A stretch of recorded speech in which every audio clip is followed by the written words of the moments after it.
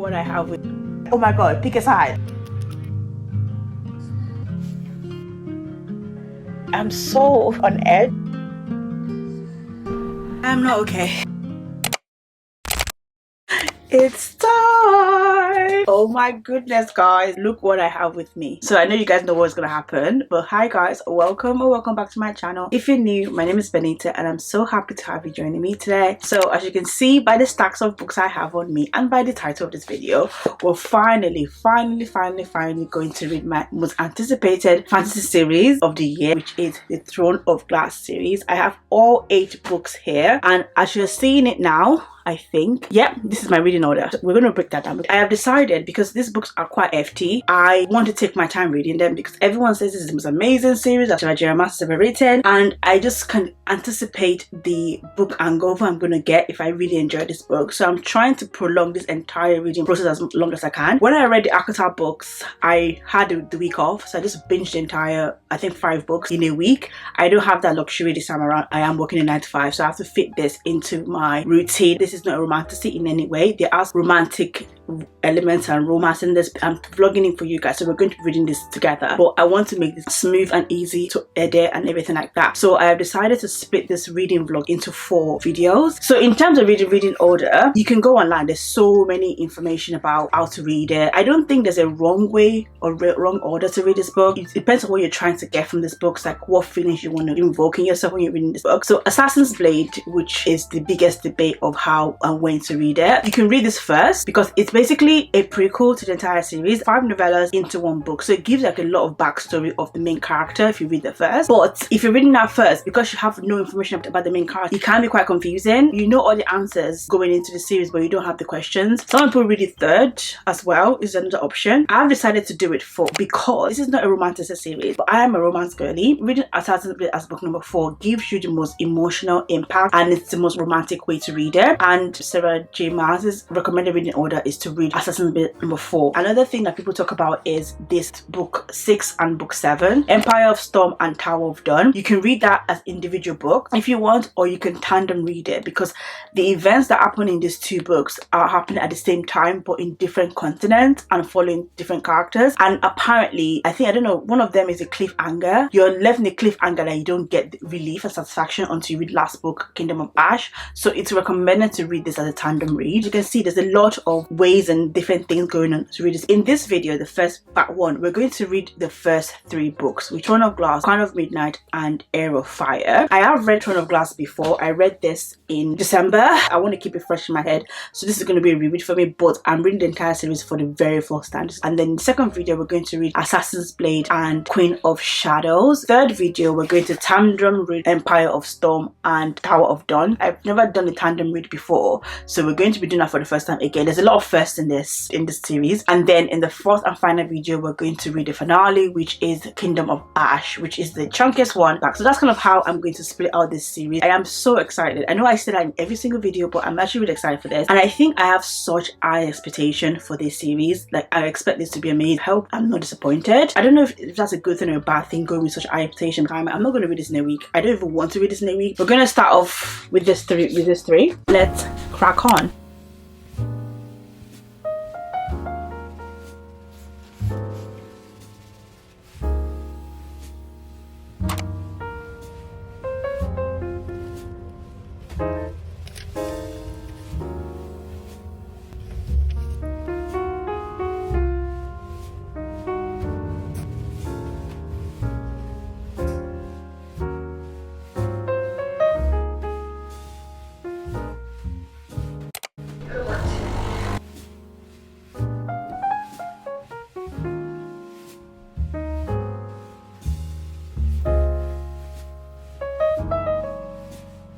Hi guys, so we are halfway through Throne of Glass, actually at the halfway point. I knew going in it wasn't going to be the best book in the series. I think this is just the start of the story, basically following our main character, which I think she's the main character in the entire series, but again, I'm not sure, I don't know. I tried to like not get any spoilers on what the story is about. Like I literally know nothing about this apart from like what I've learned so far from the book I'm reading, obviously, and then to research the reading order. Selena, and again, I read this book back in December, and for some reason I couldn't remember. I got the logic of what the main thing was. So basically, she is a trained assassin. She's only 18. This is a YA fantasy, so she's been training to be an assassin since she was 8 years old. So she has 10 years experience of being an assassin.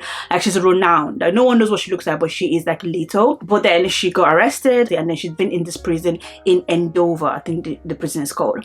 It's one of the most horrible, and no one survives that prison anyway. She's been there for a year, but then she has been rescued / released by the Prince Doran, to be his champion. So the king of this land is basically doing a competition. Like, so I think there's 22 warriors. They are fighting to be the king's champion. Each of these champions are sponsored by a nobleman. Basically, she's a prince's champion to compete in the king's championship. It is quite slow because obviously this entire competition is over 13 weeks. Even though I am almost halfway through, I'm on chapter 25, there's 55 chapters. They haven't had one challenge from trial yet. They've had like I guess they've had a challenge, but not like the main. They haven't had an event yet. Something's happening to some of the warriors. They're just getting killed and not part of the challenge. They're just getting killed randomly. So there's something else going on. Nothing has been said about that yet, but we do know she keeps mentioning, oh, people keep dying. I like her banter. She's very cheeky and sarcastic. I think what you expect from like a FMC, most fantasy books I've read so far. She's kind of very vocal. She's not shy to say what's on her mind. Like, even though this is like a serious competition, you wouldn't even think that she's an assassin. And also because of how no one knows what she looks like, she's never using a real assassin identity for this competition. Everyone thinks she's like a random thief. So far I am enjoying this pretty well. Even though I've read it before, so I do know like ultimately what was happened, but I think right now I'm reading it a lot slower because I started this on Tuesday. Today is Thursday. At this point I don't think I'm going to remember the names, but I think once I keep reading I'll get more to it. So I think she actually fancies the prince because the prince is very handsome, and they kind of have this like weird flirty banter going on. And then Keo, I think he has a crush on her too. So it's like, so I don't know if this is going to be a love triangle, or both of them that kind of like her but they don't want to really like her because they're kind of scared because she's also an assassin.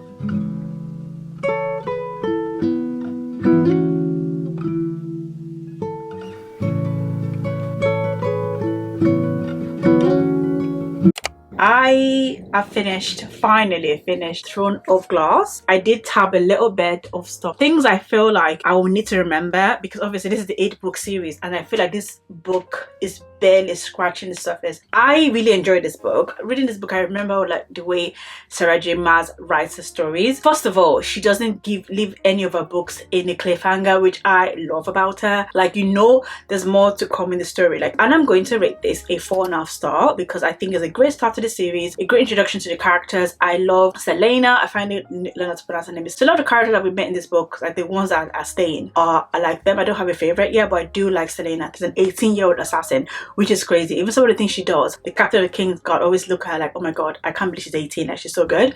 So again, great start to the series. I'm in that mindset now, like I'm just going to continue reading the series. So it took me like 3.5 days to finish this book. The king that she's fighting for is not a loved king. He's very, very wicked, and he is enslaving people, like killing innocent people, and all sorts of things are going on. So as even though she's fighting for a king she does not like, she's just doing it for survival because she'd rather be his assassin or his champion than end back up in that prison. That's kind of what the premise is. In this world, magic has been banned, so you can't even say the word magic. The king doesn't want anything to do with magic, but different things are happening that you think that people are still practicing magic on the low. So I feel like as the story deepens, magic is going to come back up. I feel like I can kind of guess that's going to happen again. And I have a feeling that Selena might have a little bit of magic based on the final scenes. Crown of Midnight. I am so excited to read that. We finished Throne of Glass with she won competition. Now she's the king's champion, and she signed a 4-year contract, and after 4 years she has a freedom. She can do whatever she wants. But during the process of her competing for this championship, she's made really good friends.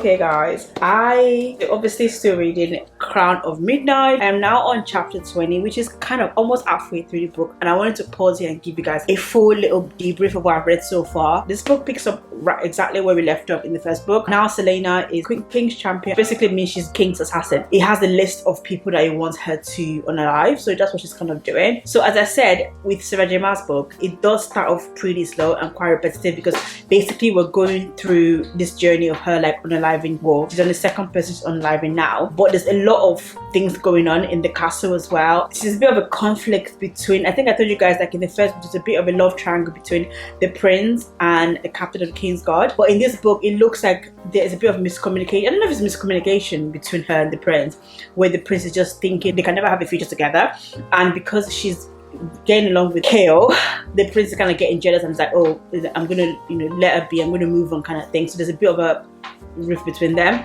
And I said this is not a romance, but there are romantic things happening, a lot of flirting and love connections going on. So I am still enjoying this book so far, and I still love the characters. Once things start to pick up a lot more, like when we get a little more of the plot and war, because it's love, like love rebellions, the king has a bit of a plan. We kind of got a glimpse of the king's agenda at the end of the first book.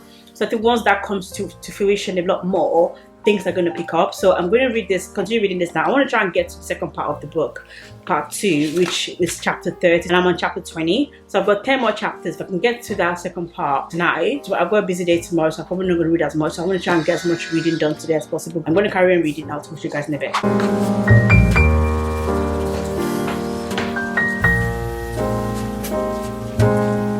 I am so worried that Selena is going to get betrayed. So basically she has a best friend, Nerima, she's a princess, and she just told this princess all of her secret, and I'm just hoping that this girl does not betray. I don't think she will, but I'm just gonna, she told everything. If anyone finds out what she told this girl, she could die. I'm just like, oh my god, that girl doesn't betray her. And also basically being assigned to kill someone on the king's list.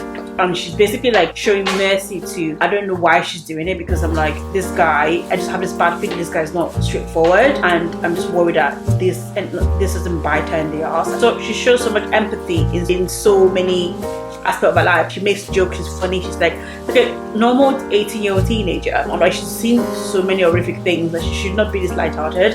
So I feel like maybe sometimes, I don't know, she's giving people too much benefit of the doubt, I don't know.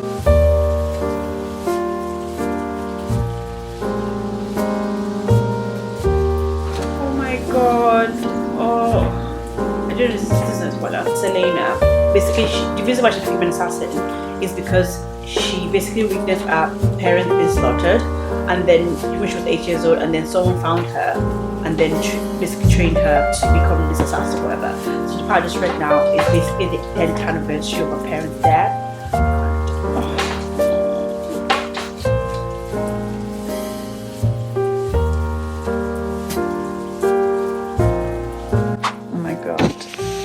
I just finished part 1, Crown of Midnight. I think someone part 2 now, which is the Queen's Arrow.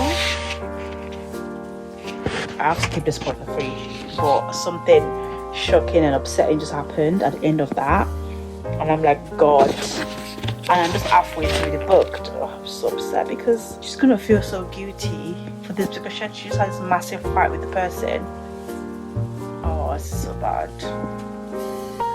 I know I told you guys earlier I was worried that she told her best friend some secrets and stuff, and I thought that was going to bite her in the back. I was so wrong, because her friend was actually a loyal friend, and oh, I don't know. I have a feeling, I think I know what's happening there. So I didn't trust that guy. Archer, that's his name. I don't trust him, Archer Finn. But now I don't know what to trust. I don't know. I'm so on edge, because I know that love is going to break my heart and ruin me. I know that I'm expecting that feeling and emotional roller coaster. So because of that, I'm literally on edge reading every character. I'm like not trying not to fall in love with any character, just in case. Every time she opens up to someone else, I'm thinking, oh my god, you're going to betray her. Is it going to be the one that's going to ruin me and stuff? So I need to like stop thinking that, but I just can't help to do that back of my mind. I don't know. I'm going to read until I fall asleep. And also I was going to say, so basically I found some playlists, which you guys should have seen in the morning. I found some playlists on Spotify that has like the best soundtrack for these books, and I was a bit doubtful because they're not official, just some random person that make them. The main one that has like the book cover as a playlist. If you just search that kind of midnight playlist, it's so good. And there's a bigger one that's like Throne of Glass series that you can listen to. That those two, it's called Throne of Glass series playlist. They're so good. Like literally the build up, the song, everything just gets you going. Like that has been the soundtrack for me. It's been insane because it's really helped like with the reading and stuff. But okay, and let's carry on reading because yeah.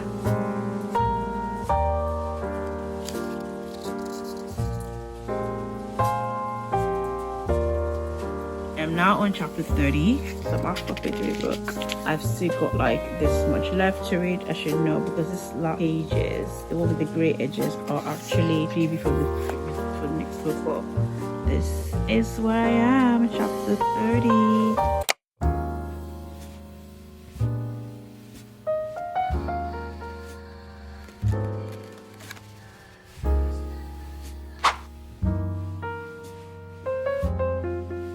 Still reading Crown of Midnight.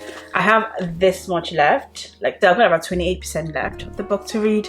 As you guys can tell, I'm about to go out, but things ramp up at the last 100 pages and I'm there now and I'm like, oh my god, I don't really want to go out. I want to read this. I don't know how I'm feeling about this book right now. You know, I feel like the story's picking up. I'm just on edge. I think I told you guys last night, I'm very on edge about the characters. I don't know who to trust. Ko, who is the captain of the King's Guard, I don't know about him. He's a bit wishy-washy. He needs to decide whose side is on. It's very conflicted because one time I think, oh, he really cares about Selena on her side, and the other side is like he has like massive conflict that he really wants to be loyal to the king. But I feel at the end of the day, the way I'm reading this character, I don't think it's going to, I think at the end of the day it's going to end up betraying her or something. Just it doesn't seem loyal. I don't know where loyalty lies. I'm very conflicted with him. Prince Darwin is also going through his own personal thing that he's going through, but I feel like I trust him more. In fact, I really wanted her to be with him. She was going to choose between Ko and the prince. I prefer the prince over Ko because I think Ko, I just don't trust him. It's just something off about him. So far, none of the books are 5-star, but I thought I was going to fall in love with it like immediately. But I had the same thing with Akatar. The first book wasn't my favorite, but obviously the ending, I was intrigued. I wanted to know more. And then book 2, Fist and Fury, was like, oh my god, wow. So I was hoping that I would feel the same with this, taking my keyboard with me. So I'll see if I can sneak some reading throughout the day because I literally just have 22% of the book left, which is how many pages is that? Yeah, I have less than 100 pages left, you know, but I'm gonna miss owning a book. But my bag I'm taking with me is really small, but it's just the last few pages and then we'll go back to my paper. But oh my god, oh my god, oh my god, oh my god, this is so exciting.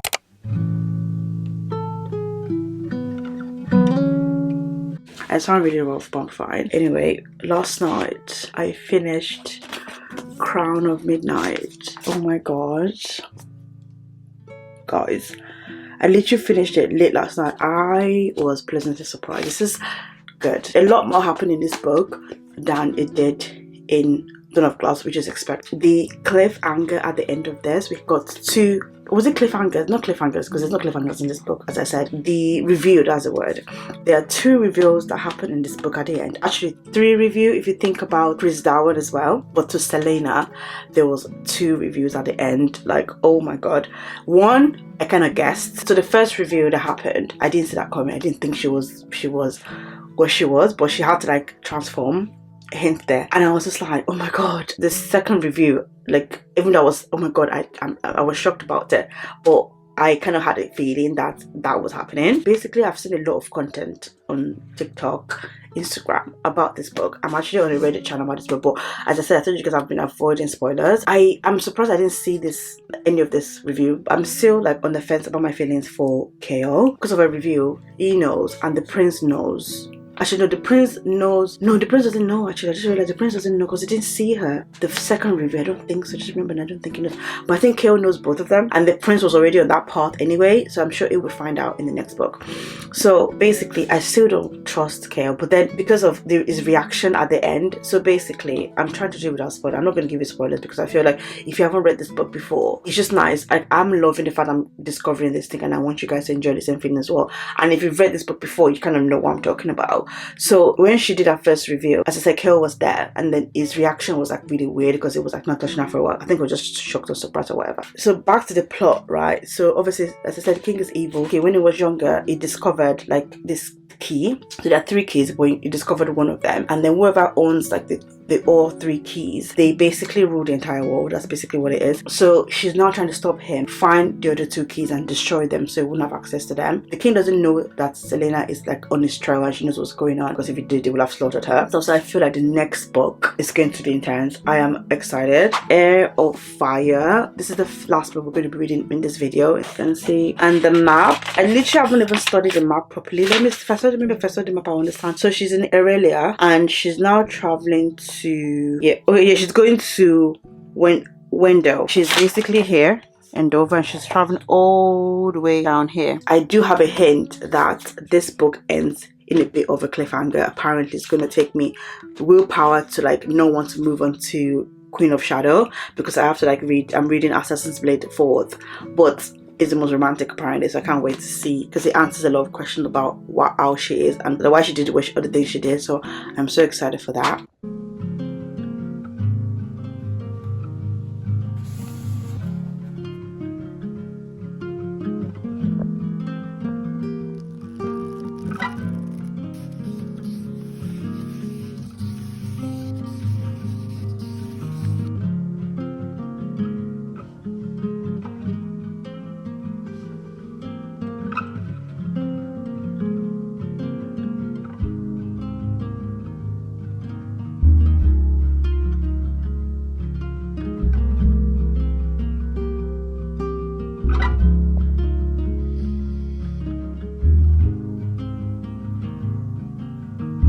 It's pretty late in the day now and I've read this much smaller part. This feels quite different from the other 2 books, not because it's like a different story, it's just a lot of new characters been introduced, because obviously Selena is now on a journey, I told you guys earlier, into this like other part of the world, which is she's basically with her people, really. Like, that's all I can say. So I can't give any more. Before she can get to like the land where her people actually is, she has to like, go through some trials. So she's going through those trials now and she's being trained by someone called Ronan. He's a new character too, but it's more of like a personal battle. Quite a few new characters. I'm sure one main one, Manon, she's a new character. She's got quite a few, like a lot of the chapters are about her, so I'm trying to understand like where she fits in when day 5 reading this series. I am loving it so far. I feel like now we're getting to the meat of the story and things are clearer. To be fair, in the last book a lot of things were clearer, like I understand what's going on now. This is still like a little bit of a teaser of what's to come, because all the new characters are introducing, because we're just learning about them. So we're good. Obviously things are going to get even better or bigger. I understand the title of the chapters now, of the parts now, sorry. So part 1 is called Heir of Ash and part 2 is called Heir of Fire, and it makes sense now because of our challenges. So, and then we've got some revelation on her parents as well. Oh, you bastard! I was right about Kale. It basically was facing death. Like, it wasn't even like it wasn't being tortured, and it just blurred out a secret. What the fuck? I knew I shouldn't have trusted him. Like, oh, not to be trusted. Like, thank you. Basically, Kel is an idiot. To save his own ass and to save the prince, because I guess his loyalty is to the king then, not to his girlfriend. Told the guy the entire thing, bearing in mind he doesn't even know if this guy is working with the king or not. So this guy's like, you're such an arsehole. Like, you don't even know if I was looking for the king. I could have been a traitor, I could have been evil. You had no idea, you just betrayed her. I knew, I just knew there was something. I just knew I couldn't trust. No.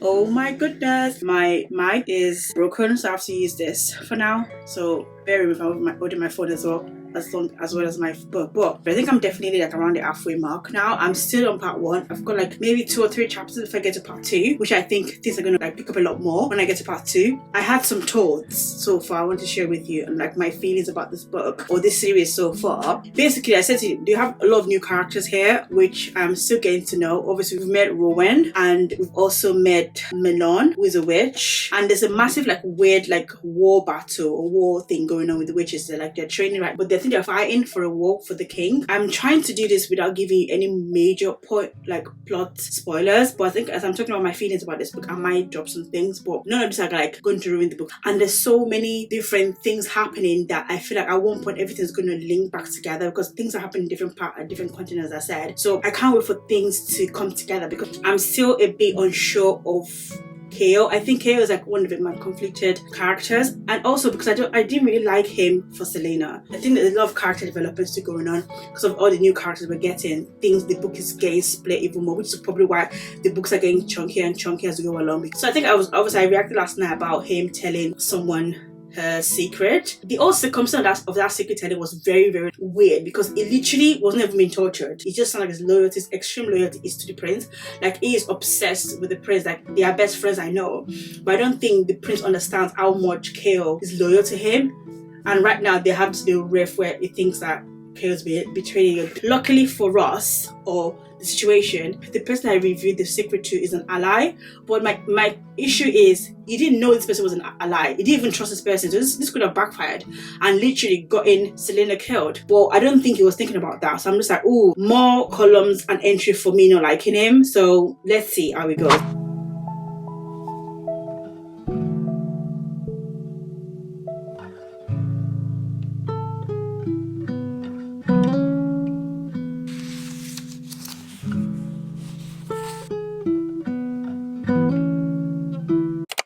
I'm not okay. I am not okay. I am going through it right now. So I haven't finished Heir of Fire yet. We're still reading Heir of Fire, but I just read chapter 48 and 49, and my goodness me, I cannot believe it. This is the biggest villain I've read this year, I think. He's just massacred an entire population of people. Oh my god, like literally like 3 continents of people. So this is the evil king. He's just like done something. Like, the thing is, I'm not shocked he did it, but I'm surprised he did it. I didn't think I was going to do that soon. I thought it was going to come, that kind of savagery coming like later on in the books, not in the 3rd book. And I've still got like about around 150 pages left to read as well. So I'm like, how bad could it get? Because we know that the last action is going to be in the last 100 pages. I need to recover from that. And I read those last 2 chapters on the tube. I literally was going to burst into tears, but I thought people would think, well, this guy's a fucking freak. Why is she busting into tears in the rush hour? But like, oh my god, that hit me. That hit me hard. And Rowan, I love him. I want him and Selena to be together. Like, they are getting on. I thought it was going to be like a mentor-mentee kind of relationship, but I think them two are actually like connected, and he has tattoos all over his body. I'm like, the next sprint of reading I do is amping up. This is amping up to the epic ending of this book. I knew going into this, the risk of reading this book 3rd and then having to go back to Assassin's Blade, I knew that this book ends on a massive, like, not cliffhanger, but you want to know what's going to happen next. So for me to pause this and then go to Assassin's, I think it's going to take a lot of willpower. I know that going in. So I'm just going to like get straight into my comfies, get comfortable, and just dive into the last bit of this book.